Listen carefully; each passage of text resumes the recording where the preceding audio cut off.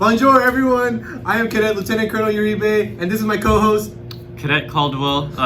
Yeah. And this is Flightcast. This podcast will consist of us talking to the seniors, talking to our Bravo Flight class, and talking to them, making sure that how their life is going, or what has led them to the position that they're in, or maybe talking about some juicy topics, talking about some depressing topics.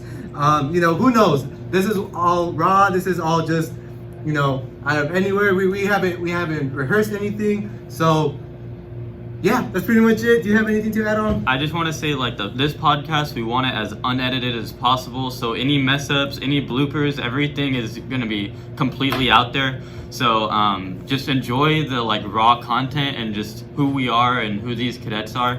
And I think we got some good people coming up. Yes, sir. Okay, so for our first guest, we're going to have Cadet Cleer. Yeah, Cadet Cleer. All right, Cadet Cleer, who are you? Clapping. My parents were at the 6th grade side school. Melissa Cleer, 17, and that's it. Okay, so Cleer. Oh, never mind. Cleer. So, who, what do you do within the unit? Who are you? I don't want to say I kind of just exist in the unit, because everyone's here for something, but Well, I know you're really active. Mm-hmm. I've seen you doing flags. except for PT. But Well, I mean, everyone's got to do what they got to Yep. do. But I've seen you doing yearbook and flags and flight sergeant. Mm-hmm. So what are some of the favorite things that you've done in the unit that you've kind of? honestly, when I was freshman year, I did Sabres for half a semester when we did awards night, and that was probably my favorite for that year. Sophomore year, I think I was a rep for LG, Mm-hmm. and then which was pretty fun. I still don't know how to sort LG stuff. Yeah, I don't either. It's a mess back there, bro. all the size is It gets messy, yeah. supposed to be alphabetical. Yeah. And then junior year, obviously, yearbook, which is kind of. I think we're going a little too far with the storyline. So I think we should bring it back to the start. Why did you join ROTC? Firstly, my sister was in ROTC when Master Sergeant Newton was here, and she would always talk about, how great of a place it was, what kind of friends you'd make, how it was pretty much like a second home, and I figured hey, I'll try it. Yeah, I feel like lots of 4 people years say later, that. you're still here. So I guess I guess it worked out. It worked. Yeah. No, Alright. So you wanted the Yeah. family aspect of things. You wanted. Pretty much. Okay. And have you found that? but yes and no. What do you mean? Clarify. Throughout all 4 years, I did find, a family aspect within friends and, closer friends. The big sister, big brother, big sister thing. And then some years it just felt things were going down. And I think that's the really interesting thing about JROTC is just how sometimes we're just all super close and all together, and then there's times where we're just these people aren't really that great. I don't really. I mean, that still contributes to the family topic. Yeah. Siblings bicker and fight all the time. Exactly. So not everything is not everything's consistent. I pitch guess. perfect. Exactly. but- We're I feel like what people don't really see is or think about is that we're still teenagers. We're still developing ourselves, and we're still going through life. This is literally not even we're not even halfway through our life, and people expect us to be perfect in a way. Expect you But to be pristine and crystal Yeah. perfect and So I think we should kind of talk about some of the, because you talked about family and stuff, and a lot of the things we do in order to create that family dynamic are field trips and activities and stuff. So what are over the course of your 4 years? I mean I've been with you for a lot of it, so I've seen you going to a lot of these different field trips. What was your favorite trip and why? see, I can't really remember a lot of the field trips that I've been on because it kind of blurs all together because years went by too fast. But I guess like the one that can really come to the top of my head is like Phoenix Marathon or Heroes Run, because you know, like that's been like there's multiple organizations that are doing it. You all come together. You can also like go out to have fun, but you can also like get work done, and afterwards we get to go to food. So yeah, honestly, that's like the best part. Going out all to the eat.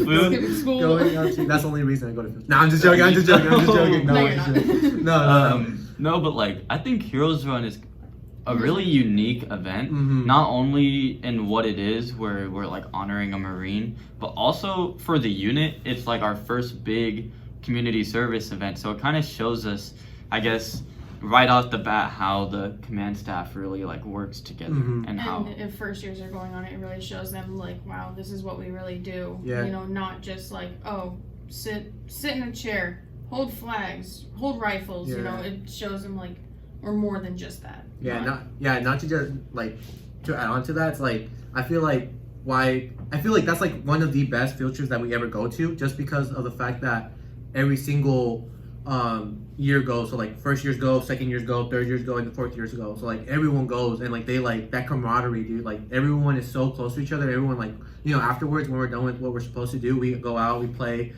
we just play like catch with a ball, or like we play tag, we play hide and seek. Like it's a great experience when you're kind of, you know, talking. Everyone can get together. Yeah. Just the first years or just the second years, or it's a vibe. It gets everyone to. Yeah. So like to add on to that, have you ever gotten any like close with like when you were first year? Like, did you get any like or close to like any seniors or juniors, any upperclassmen? I'd like to think I was kind of close. Like maybe not like, you know, oh, we're best buddies, we're friends. You know, maybe like I know you, you know me. We're mutual. We're comrades. Yeah. But you know, maybe not like best friends, like I said. But there was the Bata sisters, Hannah and Paige Bata. Yeah, Paige Bata. Yep. Yeah. I was more close to Paige Bata rather than Hannah, but it's okay. You're fine. But yeah, me and Paige still kind of talk, you know. And then there's I was more closer to the girls, I guess, because, you know. Yeah, that makes sense. Yeah. So, how did you guys even get to meet? Like, how did you guys like meet or whatever? Like, it became friends, I guess. I think it was like staying after school for like duty flight and stuff, because I was always there. I was always participating. I never had anything to do after school. Still don't to this day. But yeah, I was always there after school. Sometimes they'd come in and talk. They'd sometimes help me, you know, because it was either me and like two other people, because I was in Echo Flight. And yeah. I think then, so we're on the topic of seniors. What is like, obviously things change every single year. So how do you think like the progression has gone in the unit from like when you were a freshman, like with the seniors every single year? Also, I'm not gonna go like freshman, senior, juniors, senior, but overall, there were some, like personally, I have seen, you know, lots of headbutting. A lot between the group commander and the ops, or between IG and services, or you know, so on and so forth. Chief and group fighting each other, you know, not physically, but And then there were some that felt like, oh, I'm top notch, you know, I'm the best, you know, you're not as good as me, you know, basically putting others down. Petty stuff, putting other people down, saying like, no, you're not good enough, you're not cut out for this, you go try something else, you go do another thing. Like, so would you say it's gotten better since freshman year? Oh, it's definitely gotten better. Not to be biased, but I think it's like since last year and this year, like combined, it has gotten a lot smoother and more, what's the word, like more teamwork has been dedicated and woven into like how you guys work together. Like, just because you may not like each other, like you two for instance, you guys may hate each other's guts, hypothetically speaking, but I do. No, I'm just joking. I'm just joking. But like, you know, you can swallow down your pride and push that aside to work with each other. So that was really touching. That's a good compliment. I think Only compliment you give. Yep. I think, you know, as far as like teamwork, I really do think our class works really well together, and you know, it hasn't been like that in past years. Like, so what do you think about our class? Like, kind of contributes to that teamwork. And I think, like I said, for the example between you two, we may not like each other, but we still work together because we know what has to get done has to be done. I think that's like for everyone in our flight, at least. I'm not sure about, you know, other flights because I'm not in there. But yeah, So like what you're saying is like you feel like their pride got to them, like past people. You thought like their ego, their and senioritis, but they're like, I just want to graduate. I just want to, you know, I don't want to be here, but I'm, you know, I'm in charge of this, so I feel superior. You guys are, meh. So I feel like everyone has gone through that phase where like, oh, my ego, or like I need to protect my ego. I need to like, you know, I need to make sure that I'm dominant. Have you ever gone through that phase, or like, you know, is there any like an instance where you're like, dang, what did I do in the past? Like, why did I even do that? Like, do you regret anything like that? Yeah, definitely.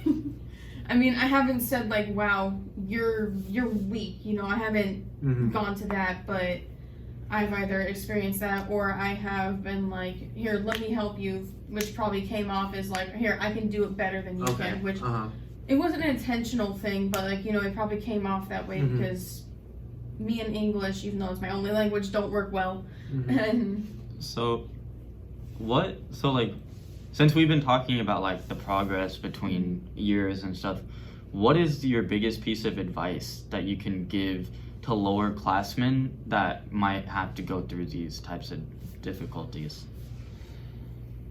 basically, as I've been saying before, just swallow your pride. Like, yeah, you may be good at soccer, but that doesn't make you, you know, like the best athlete in the whole unit. Or you may be good at public speaking, but that doesn't make you.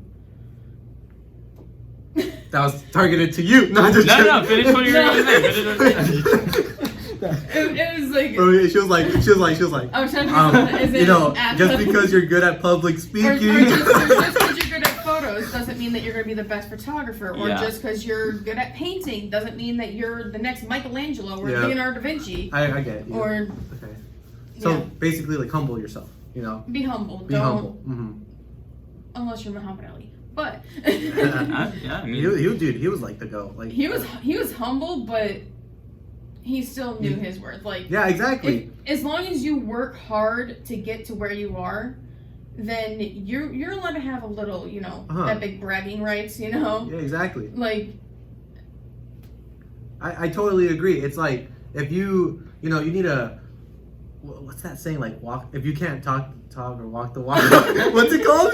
I know what you're talking about. Or like, walk the walk before you talk the talk, or something like that. But like, it's basically saying like, you know, it's like your actions speak louder than words. So like, you know, Muhammad Ali, he was the type of guy to, you know, he would fight someone and then he would like demolish them and then he would talk the talk. You know, that's when he would talk the talk. But then once he was getting better and better, then he started talking the talk way before he fought the person, just because of how confident he was. And I feel like that's such a, I don't think that's cocky. To me, that's like. It's confidence. It's confidence, it's self-love in a way, you know, because you believe in yourself and you know. And self-confidence because he worked that hard for years and years and years to get there. Like, he didn't get someone to pay his way into a fight. He was training and training. He was suffering then to be a champion later. Yeah. It's kind of the same with like Tom Brady. How it's like he was with the Patriots and everyone was like, oh, he's so overrated. It's just because of like the coach or just because they had a good team. And then he went to the Buccaneers and it's like, you know, the Patriots sucked this year. And so it's just like... And the Buccaneers won the Super Bowl. You know what I mean? So it's just kind of like how much is Tom Brady actually contributing? Like he's a big part of like... Success. You know, yeah, I can't say anything. I root for the Lions. So. Lose every year in the playoffs. It's okay, you know, that's just loyalty at that point. Loyalty will save my pride. Yeah. No, but that also got me thinking, like, Robert Downey Jr., he was in prison when he was, you know, and, like, as a kid, he got into, you know, like, bad stuff, and then he got offered, like, a job for acting, and now he's like worth millions and hundreds of millions probably of in dollars. billions, bro. Probably like, billions. He's a Playboy billionaire in real life and in philanthropist, acting. something like that. I love that scene. Where he's like, Captain America's all like, take off the suit. What are you? He's like, I'm a Playboy philanthropist. Blah blah blah. I'm like, dang. I was like, dude, he told him. I think it just kind of goes to show like you can really come up from anything. Exactly. And that's something I feel like a lot of cadets a lot of freshmen understand. too. Like they don't understand. Like they're going through their family troubles. But like people like Robert Downey Jr. was in prison before he became Iron Man. You know what I mean? Yeah, I mean, like even I was like that. I didn't think like, wow, I'm not gonna. You're in prison? I mean, no, but like I thought that I wasn't gonna, like be anyone. Trying to think of words. But like even freshman year, I couldn't do CTX until my sophomore year because, it was like way too soon before like Apache Junction and all the stuff happened with my dad and all that stuff, and I was like, you just weren't like mentally prepared for that type of stuff. Okay. And after like we came back from CTX, everyone was like, "Oh, you didn't do CTX because you were sad." I'm like, okay, and then I was like. I just moved on with it, it's at the end of the day, it's my business, not theirs. So exactly. Like, whoever I choose to share it with, props, I guess, but now it's for everyone. So. Well, that's fine. I mean, I feel like if you're not mentally stable or mentally prepared for anything, then you shouldn't really like let yourself do stuff. I don't know. I feel like you need to be happy before you even do anything else. I feel like because let's say. Like your decision to not go to CTX, that's your business. If you're not mentally prepared for that stuff, then fine. Like people shouldn't be judging you by the way you feel. Like they don't know what's going on. And I feel like this is like a message to like everyone in like general. Like when people, I know it sounds kind of corny when people say, treat never know what others are going or like through. be nice to everyone. Show them respect. Or like I feel like I was one of those kids who were like, no, that's stupid.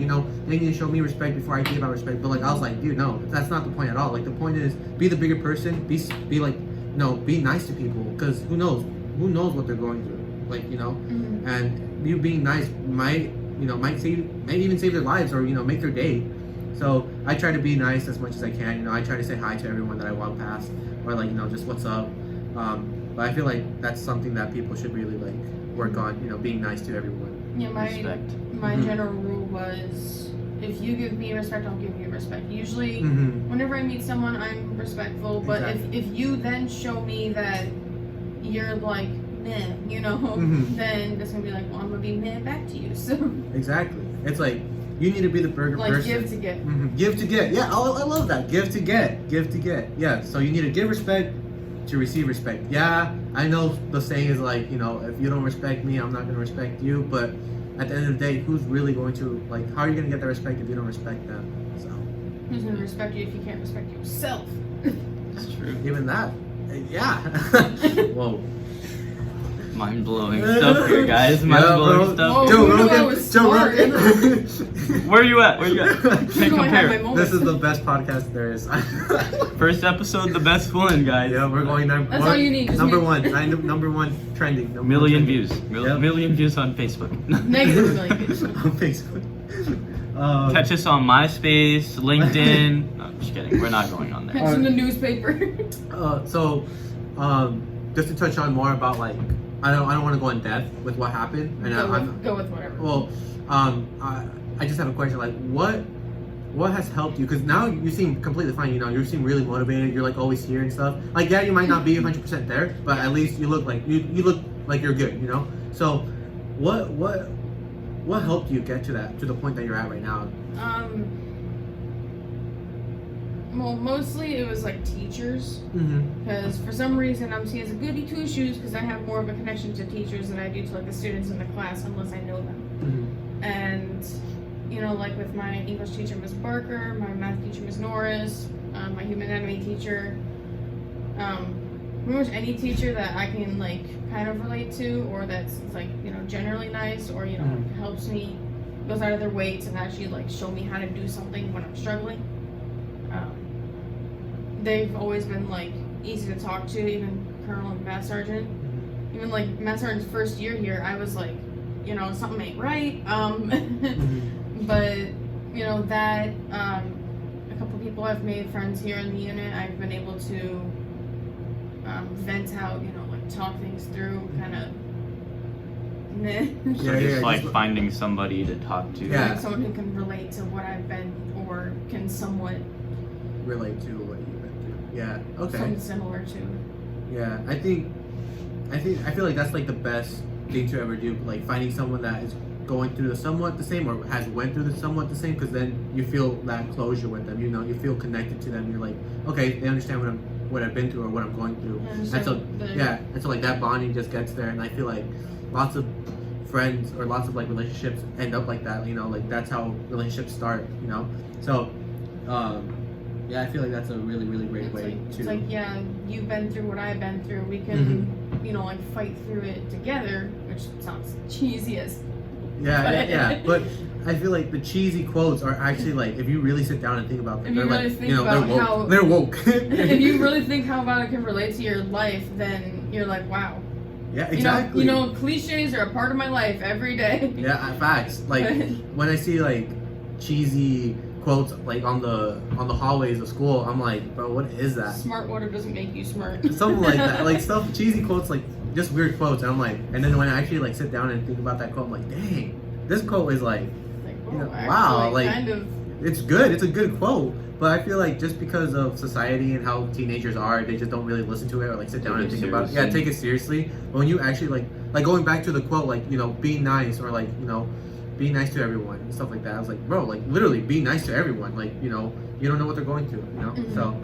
And like when I was a kid, I was in Michigan. You know, I was like 6 years old when we left. But I remember that my mom always said, it's not the mountain that you have to climb that makes it a struggle. It's the pebble in your shoe.